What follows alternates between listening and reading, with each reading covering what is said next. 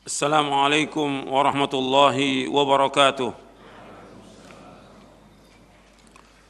إن الحمد لله نحمده ونستعينه ونستغفره ونعوذ بالله من شرور أنفسنا ومن سيئات أعمالنا. من يهده الله فلا مضل له ومن يضلل فلا هادي له. أشهد أن لا إله إلا الله وحده لا شريك له وأشهد أن محمدًا عبده ورسوله. يا أيها الذين آمنوا اتقوا الله حق تقاته ولا تموتن إلا وأنتم مسلمون. يا أيها الناس اتقوا ربكم الذي خلقكم من نفس واحدة وخلق منها زوجها وبث منهما رجالا كثيرا ونساء واتقوا الله الذي تساءلون به والأرحام إن الله كان عليكم رقيبا. يا أيها الذين آمنوا اتقوا الله وقولوا قولا سديدا يصلح لكم أعمالكم ويغفر لكم ذنوبكم ومن يطع الله ورسوله فقد فاز فوزا عظيما. أما بعد فإن أصدق الحديث كتاب الله وخير الهدي هدي محمد صلى الله عليه وعلى آله وسلم وشر الأمور محدثاتها وكل محدثة بدعة وكل بدعة ضلالة وكل ضلالة في النار. Ayolah ikhwah, a'azakumullah, kepada jamaah yang hadir yang mudah-mudahan dirahmati oleh Allah Taala. Alhamdulillah, kita bersyukur kepada Allah Taala atas segala nikmat yang Allah karuniakan kepada kita, dan kita bersyukur kepada Allah Subhanahu wa taala diberikan hidayah di atas Islam dan sunnah. Kita wajib untuk belajar dan terus belajar memahami Al-Qur'an dan sunnah ala fahmi salaf. Kewajiban kita belajar dan belajar. Dan ini yang sering saya ulang-ulang dan saya ingatkan. Kita harus memahami agama ini dengan kita belajar, memahami Al-Quran dan Sunnah ala fahmi salaf dengan belajar, dengan terus menuntut ilmu syar'i, dengan mengkaji Al-Quran wa Sunnah ala fahmi salaf. Kemudian kita memahaminya dengan benar, meyakininya dan mengamalkannya. Baru kita mendakwakan kepada keluarga kita. Yang paling penting, kewajiban kita sebagai talibul ilm mendakwakan diri kita dan keluarga kita agar mereka terhindar dari api neraka. Ikhwan fillah, a'azakumullah. Kita akan lanjutkan kajian kita dari buku Syarah Aqidah Ahlussunnah wal Jamaah. Dibuka bukunya, dicatat supaya bermanfaat, tidak sambilan. Karena kalau sambilan nggak akan dapat manfaat selama-lamanya. Nuntut ilmu, luangkan waktu kita untuk belajar, luangkan waktu kita untuk nuntut ilmu, karena nuntut ilmu ini jalan menuju surga. Wa man salaka tariqan yaltamisu fihi ilman sahalallahu lahu bihi tariqan al jannah. Barang siapa yang berjalan untuk menuntut ilmu, maka Allah akan mudahkan jalannya ke surga. Ikhwani fiddin, a'azakumullah. Kita masih membahas poin yang ke-8 tentang syirik dan macam-macamnya. Kita akan membahas tentang ancaman bagi orang yang berbuat syirik, tapi sebelum kita membahas ancaman bagi orang yang berbuat syirik, saya akan jelaskan tentang awal terjadinya syirik di muka bumi ini. Awal terjadinya syirik di muka bumi ini itu di zamannya Nabi Nuh alaihi salatu wassalam. Jadi dari zaman Nabi Adam alaihi salatu wassalam sampai ke zaman Nabi Nuh kurang lebih asyratu qurun, 10 abad yang mereka semua mentauhidkan Allah. Kemudian setelah 10 abad itu mulai terjadi kesyirikan di kaumnya Nabi Nuh alaihi salatu wassalam, sebagaimana Allah sebutkan di dalam surah Nuh. Kita bisa lihat dalam surah Nuh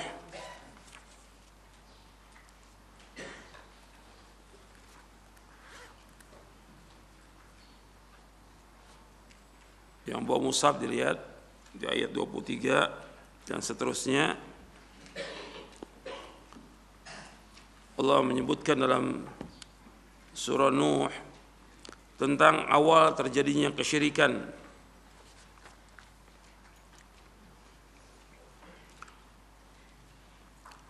Allah berfirman di ayat 21 sampai ayat 23 atau sampai ayat 24. Qala Nuh rabbi innahum asawni wattaba'u man lam yazidhu maluhu wa waladuhu illa khasara wa makaru makran kubbara wa qalu la tadharunna aliyatakum wa la tadharunna wadda wa la suwa'a wa la yaghutha wa ya'uqa wa nasra wa qad adallu katsira wa la tazid adh-dhalimina illa dhalala. Nuh berkata, wahai Rabbku, sesungguhnya mereka telah durhaka kepadaku dan mereka mengikuti orang yang tidak menambah harta dan anak mereka kecuali kerugian, dan mereka mengadakan makar yang besar, dan mereka berkata, jangan kau tinggalkan Tuhan-Tuhan kalian, jangan kalian tinggalkan Wad, Suwa', Yaguth, Ya'uq dan Nasr, dan sungguh mereka telah menyesatkan banyak manusia dan tidaklah menambah kepada orang-orang yang zalim kecuali kesesatan. Kemudian akibat perbuatan mereka, Allah binasakan mereka dan Allah masukkan mereka ke dalam neraka dengan sebab kesyirikan mereka. Tentang ayat ini dijelaskan oleh Ibnu Abbas sebagaimana diriwayatkan oleh Imam Bukhari dalam sahihnya. Dijelaskan oleh Ibnu Abbas tentang firman ini, an Ibnu Abbas radhiyallahu anhuma fi qaulillahi ta'ala wa qalu la tadharunna aliyatakum wa la tadharunna wadda wa la suwa'a wa la yaghutha wa ya'uqa wa nasra. Qala hadhihi asma'u rijalin salihin min qaumi Nuh falamma halaku أوحى الشيطان إلى قومهم أن ينصبوا إلى مجالسهم التي كانوا يجلسون فيها أنصابا وسموها بأسمائهم ففعلوا ولم تعبد حتى إذا هلك أولئك ونسي العلم عبدت.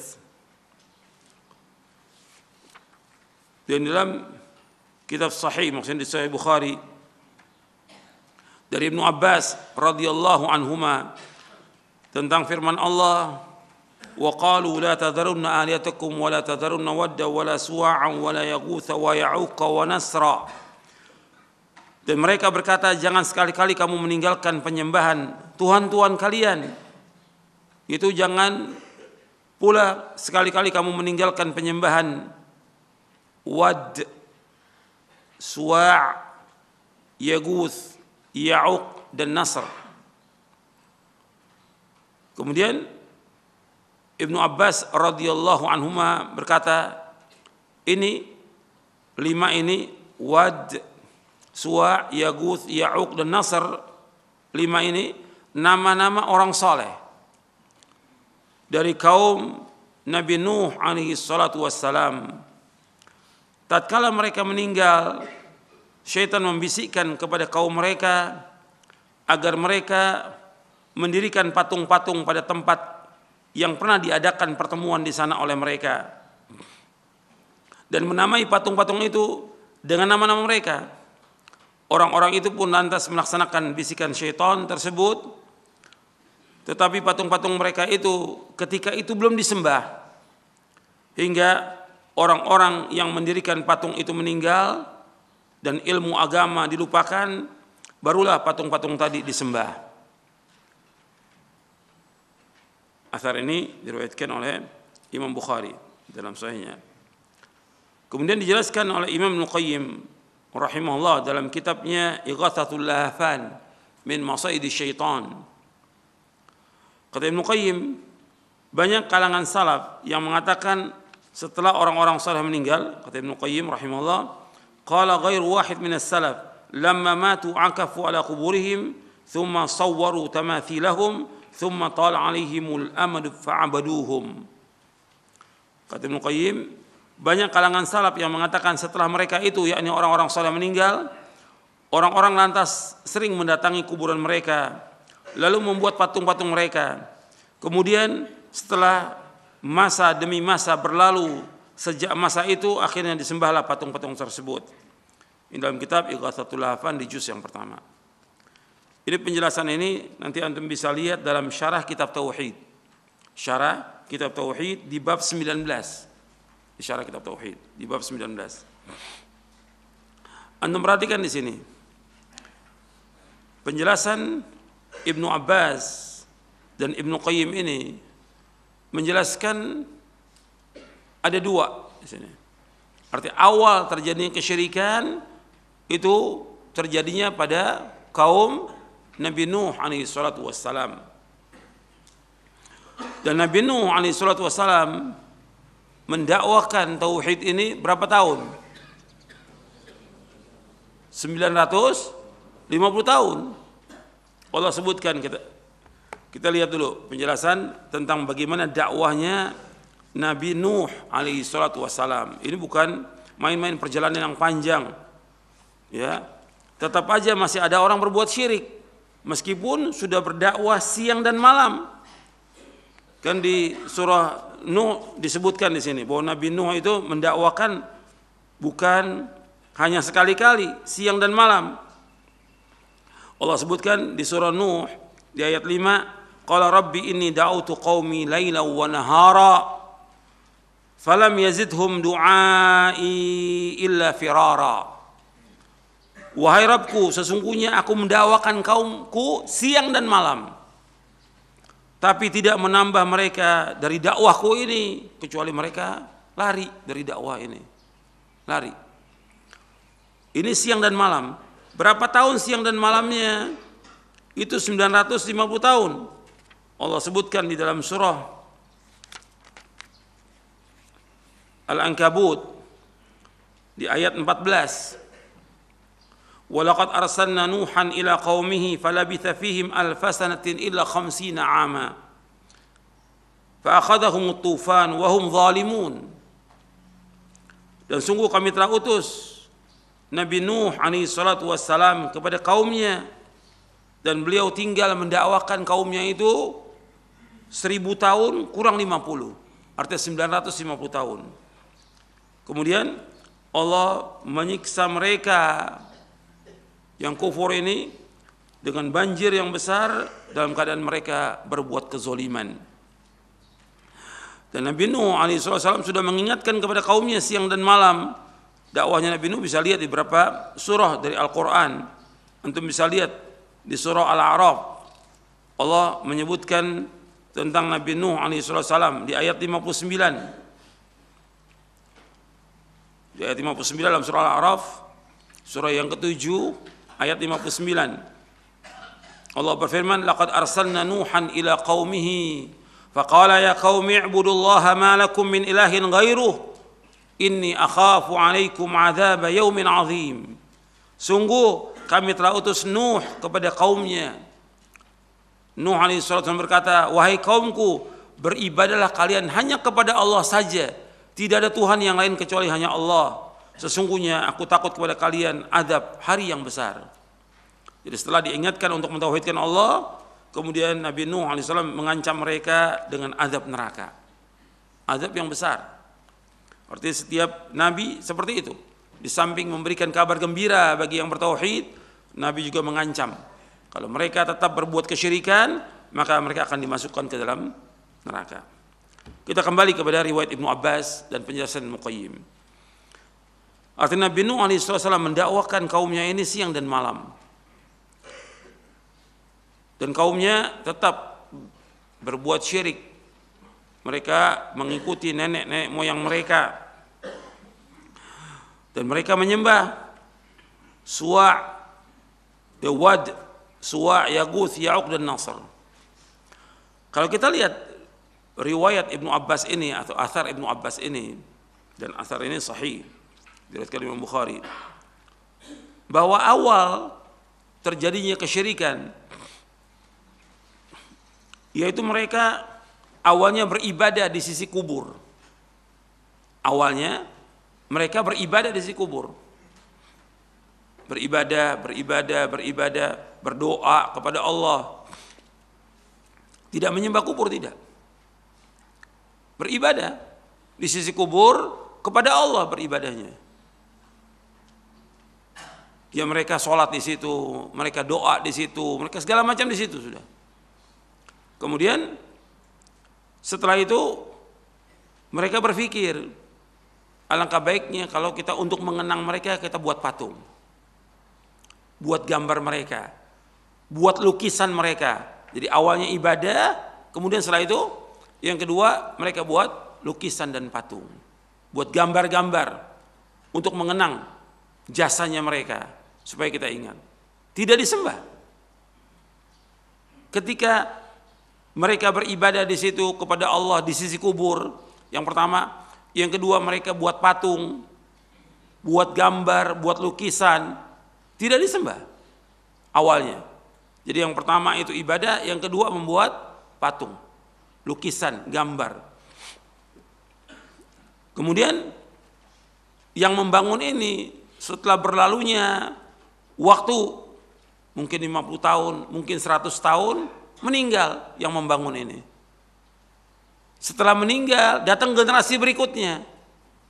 Generasi berikutnya lihat, oh ini Tuhan-Tuhan kita. Makanya mereka saling berwasiat di sini. Jangan tinggalkan Tuhan-Tuhan kalian. La tadhrunna ahliyatakum wa la tadhrunna wadda wa la suwa'a wa la yaghutha wa ya'uqa wa nasra. Jadi waktu yang membangunnya itu tujuannya untuk mengenang jasa orang-orang soleh.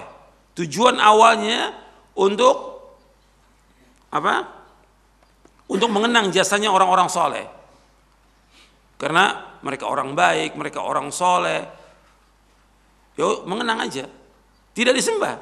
Tidak disembah. Tapi kemudian orang-orang yang membangun ini, yang membuat gambar, yang membuat patung ini, yang membuat lukisan, meninggal dunia. Dan ini yang membangun bukan satu orang, puluhan mungkin ratusan, meninggal mereka. Setelah meninggal ganti generasi. Setelah ganti generasi, generasinya melihat ini patung-patung ini, lukisan-lukisan ini Tuhan-Tuhan kita. Maka mereka berwasiat, jangan tinggalkan Tuhan-Tuhan kalian. Yang meninggal ini diantaranya juga orang-orang soleh. Yang meninggal ini orang-orang berilmu. Maka disebutkan di sini kata Ibnu Abbas radhiyallahu an, wa nusiyal ilmu fa'ubidat. Jadi waktu awalnya tidak disembah, hatta idza halaka ulaik wa nusiyal ilmu ubidat. Sehingga ketika mereka sudah meninggal dunia, ganti generasi, dan setiap ganti generasi mesti lebih jelek daripada yang sebelumnya. Disembah. Kemudian setelah disembah, saling berwasiat untuk terus menyembah patung-patung ini. Di sini juga ada faedah bahwa wafatnya para ulama orang soleh itu terjadi kebinasan di muka bumi ini. Kalau sudah wafatnya orang soleh, wafatnya ulama orang alim yang paham tentang Quran dan Sunnah, itu yang akan terjadi kerusakan di muka bumi. Yang diangkat siapa? Ya mesti yang diangkat orang-orang yang tidak berilmu. Yang diangkat orang-orang tidak berilmu. Seperti disebutkan dalam hadis yang sahih yang diriwayatkan oleh Imam Bukhari. Nabi bersabda sallallahu alaihi wasallam, "Innallaha la yaqbidul ilma intiza'an yantazi'u minal ibad. Walakin yaqbidul ilma biqabdil ulama.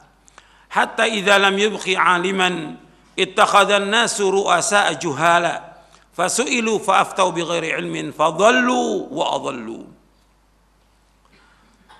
Kata Nabi SAW, sesungguhnya Allah enggak mencabut ilmu ini sekaligus dari hambanya. Akan tetapi Allah mencabut ilmu ini dengan diwafatkannya para ulama. Sehingga para ulama ahlu sunnah, ulama-ulama yang mengajarkan Quran wa sunnah fahmi salaf ini meninggal dunia. Diangkatlah ru'asa juhala, pemimpin-pemimpin yang bodoh. Diangkat. Pemimpin yang bodoh diangkat. Kemudian pemimpin ini atau ulama ini yang bodoh-bodoh ini, fasu'ilu, Mereka ditanya tentang masalah agama. Fa'aftau bighairi ilmin. Mereka berfatwa tanpa ilmu. Dalam riwayat Bukhari juga disebutkan fa'aftau bi ra'yihim. Mereka memberikan fatwa dengan ra'yunya. Fadhallu wa adhallu. Mereka sesat dan menyesatkan manusia. Hadis ini sahih riwayat Bukhari. Artinya setelah wafatnya para ulama ahlu sunnah, yang terjadi diangkatnya orang-orang bodoh sebagai pemimpin. Kemudian mereka ditanya masalah agama, mereka berfatwa. Fatwanya disebutkan dalam riwayat Bukhari, fa'aftau bi ra'yihim. Mereka berfatwa dengan ra'yunya, bukan dengan dalil, bukan dengan Quran dan Sunnah, dengan ra'yu. Fadhallu wa adhallu. Mereka sesat dan menyesatkan kaum muslimin. Dan ini yang dikhawatirkan oleh Nabi Muhammad SAW. Kata Nabi, inna akhwafa ma akhafu alaikum a'immatal mudhillin. Al-a'immatal mudhillin. Sesungguhnya yang paling aku takut sekalian imam-imam yang menyesatkan. Pemimpin-pemimpin yang menyesatkan, dai-dai yang menyesatkan. Itu yang dikatakan Nabi Muhammad SAW. Dan terjadinya kesyirikan tidak pernah lepas dari andilnya ulama-ulama su untuk mengajak manusia kepada kesyirikan. Terjadinya kesyirikan di muka bumi nggak pernah lepas dari apa? Dari pengaruhnya ulama-ulama su yang mengajak kepada kesyirikan. Di sini disebutkan oleh Ibnu Qayyim bahwa setelah orang-orang soleh meninggal, lantas mereka sering mendatangi kuburan. Mereka ibadah di kuburan. Setelah ibadah, kemudian mereka membuat patung. Kemudian setelah itu, setelah mereka meninggal, patung-patung itu disembah.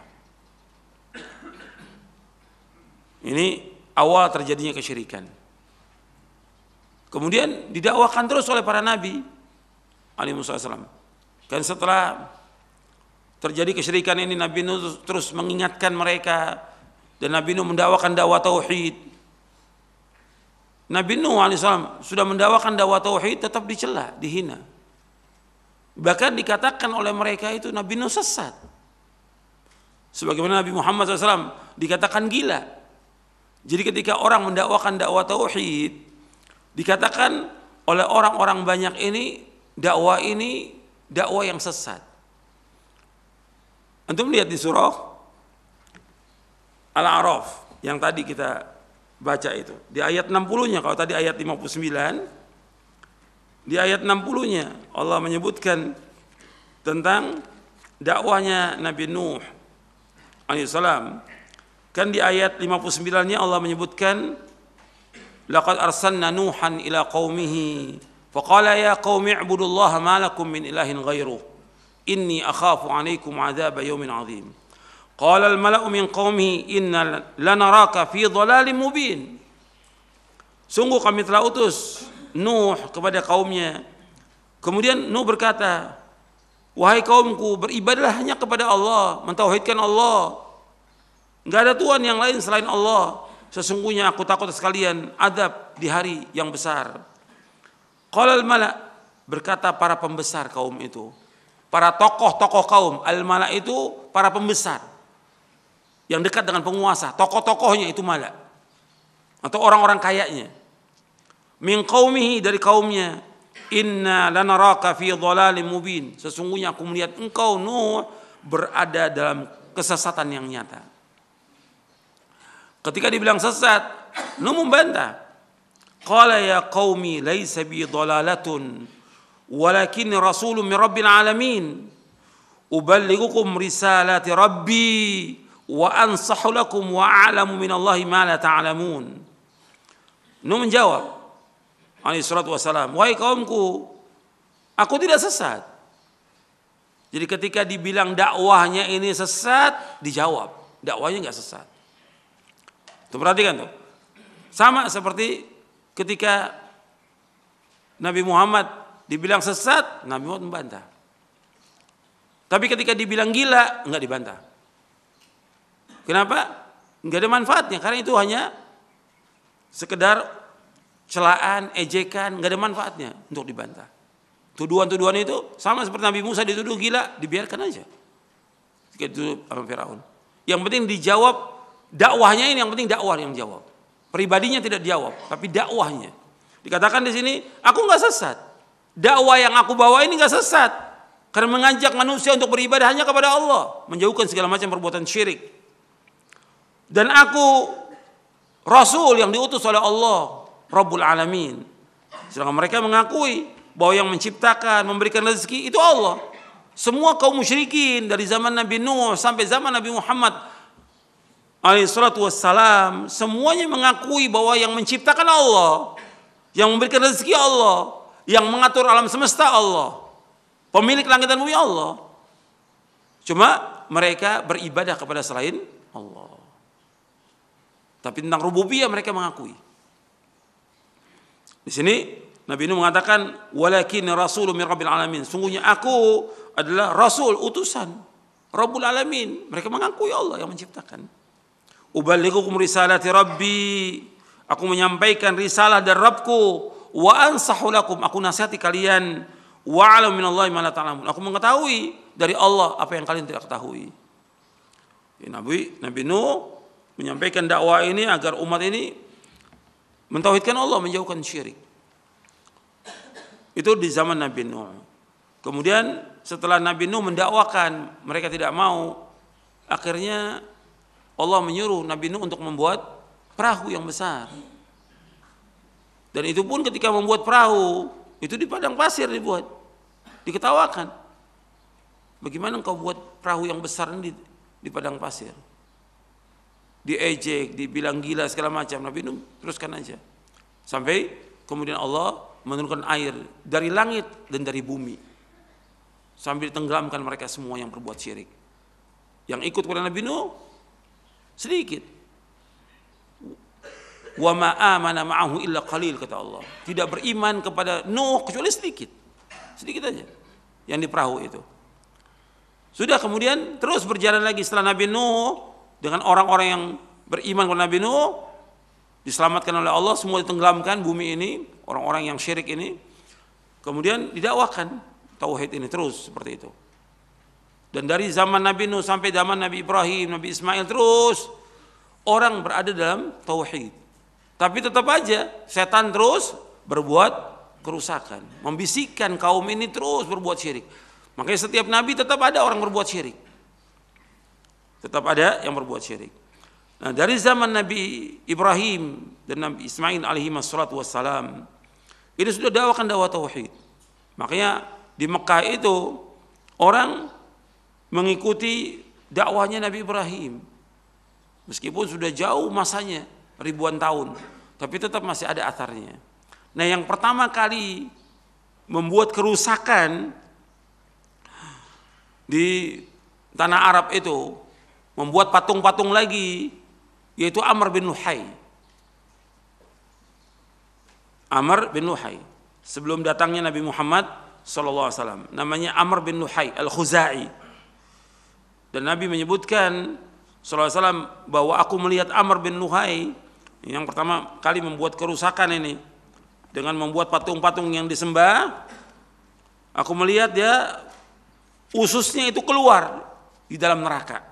Amr bin Luhai, seperti diriwayatkan oleh Imam Bukhari dan Muslim dari sahabat Abu Hurairah radhiyallahu an, ra'aitu Amr bin Amir bin Luhai Al-Khuzai yajuru qusbahu fin nar. Aku melihat Amr bin Amir Al-Khuzai itu menyeret ususnya dalam neraka.